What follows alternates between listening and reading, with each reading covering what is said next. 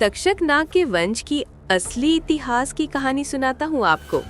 ये कोई पुराणों की कल्पना नहीं, इतिहास की गुप्त पन्नों से निकली सच्ची घटनाएं हैं जिनका रहस्य आज भी जिंदा है। 2500 साल पहले ईसा पूर्व 6ठी शताब्दी में तक्षशिला शहर में एक अजीब बच्चे का जन्म हुआ। नाम रखा गया तक्षक। उसकी मां नागवंश की राजकुमारी थी। पिता गंधार राज्य के गुप्तचर प्रमुख थे। बचपन से ही तक्षक के शरीर पर नीले रंग के विचित्र निशान थे, मानो फन फैलाए सांप का चकत्ता हो। गांव वाले कहते थे कि ये नागवंश का वंशज है, जहर की तरह तेज होगा। तक्षक बड़ा हुआ तक्षशिला विश्वविद्यालय का छात्र बनकर। वहां उसने सीखी विश्व विद्या, गुप्त युद्ध और राजनीतिक षड्यंत्र। उसका गुरु था चाणक्य का एक गुप्त शिष्य। एक दिन गुरु ने कहा, तेरे वंश का असली काम है राजाओं की रक्षा करना और राजाओं को खत्म करना। ईसा पूर्व 326 सिकंदर भारत में घुस आया। तक्षशिला का राजा आम्भी ने सिकंदर के सामने आत्मसमर्पण कर दिया, लेकिन तक्षक के वंश ने इसे स्वीकार नहीं किया। उन्होंने बनाई नाग दमन सेना, एक अदृश्य गुरिल्ला टुकड़ी। रात के अंधेरे में यूनानी सैनिकों के तंबुओं में जहरीले सांप छोड़ आते थे। सुबह पूरा कैंप लाशों से भर जाता। यूनानी डर के मारे कहते थे कि इस देश में सांपों का देवता हमारे खिलाफ है। सिकंदर का सेनापति कोएनस एक बार तक्षक के जाल में फंसा। तक्षक ने उसे जिंदा छोड़ते हुए कहा, अपने राजा से कहो हाइडेस्पीस नदी पार की तो उसकी सेना लौटकर नहीं आएगी। सच कहें तो उसी डर की वजह से सिकंदर ने भारत विजय रोक वापस लौट गया।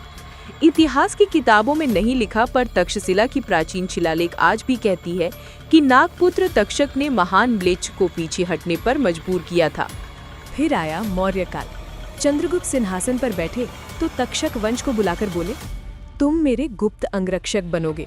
तक्षक के पोते विष्णुगुप्त, जिन्हें हम चाणक्य कहते हैं, वो उनका असली नाम नहीं था, ने चाणक्य के साथ गुप्त संधि की। उनके वंश के लोग पहनने लगे काले वस्त्र, गले में नागफंड का चिन्ह। उनका नाम पड़ा नागरक्षक, जो जहरीली छुरी और सांप के जहर से सम्राट को बचाते थे। बिंदुसार के जमाने में यूनानी राजदूत डाइमैकस पटलिपुत्र गया था।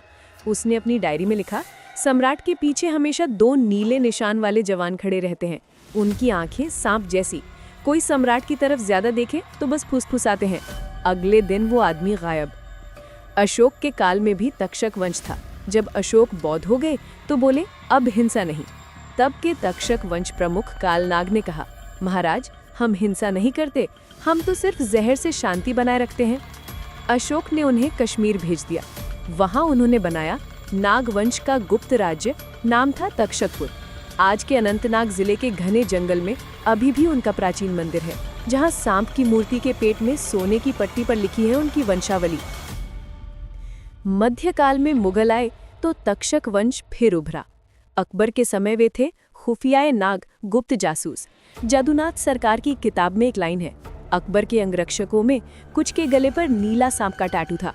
वो बोलते नहीं थे, सिर्फ देखते थे। आखिरी सच्ची घटना 1947 की। कश्मीर में पाकिस्तानी कबायली हमला हुआ था। अनंतनाग के ग्रामीण बताते हैं, रात को काले कपड़ों वाले कुछ लोग आते, पाकिस्तानी सैनिकों के तंबुओं में सांप छोड़ जाते। सुबह सैकड़ों लाशें। भारतीय सेना के एक अफसर ने अपनी डायरी में लिखा, हम नहीं जानते वे कौन थे, पर वे हमारे पक्ष में थे। उनकी आंखों में सांप जैसी ठंडी नजर थी। आज भी कश्मीर के गहरे पहाड़ों में शंकराचार्य मंदिर के पीछे एक गुफा है। जो वहां जाता है वो बताता है, रात में फुसफुसाहट सुनाई देती है। हम तक्षक नाग के वंश हैं, हम अभी भी हैं। जब तक इस देश में कोई राजा नहीं होगा, हम उसके अदृश्य रक्षक रहेंगे। कहानी खत्म नहीं, ये वंश आज भी खत्म नहीं हुआ। कभी कश्मीर जाओ तो रात में जागना, शायद आपके बगल से गुजरे कोई, गले पर नीला फण पर निशान, आंखों में 1000 साल पुराना जहर। वे मुस्कुराएंगे नहीं, बस कहेंगे, डर मत, हम हैं। यही है तक्षक नागवंश का असली गुप्त रोमांचक इतिहास, जो किसी किताब में पूरा नहीं लिखा, पर हर सदी में खुद लिखता चला जा रहा है।